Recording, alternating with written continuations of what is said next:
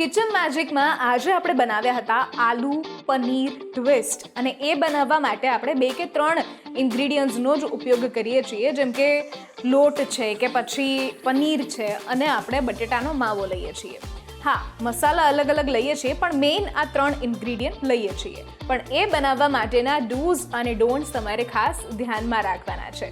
આમ જોવા જઈએ તો આ એક સ્ટાર્ટર રેસિપી છે અને બચ્ચાઓને સાંજે જો ભૂખ લાગે તો એમને પણ ખવડાવી શકાય. પણ ડૂઝમાં એક વાત ખાસ ધ્યાનમાં રાખવાની છે કે આપણે જે લોટ બાંધીએ છીએ એ ઘઉંનો લોટ વધારે કડક નથી બાંધતા, મીડિયમ બાંધીએ છીએ.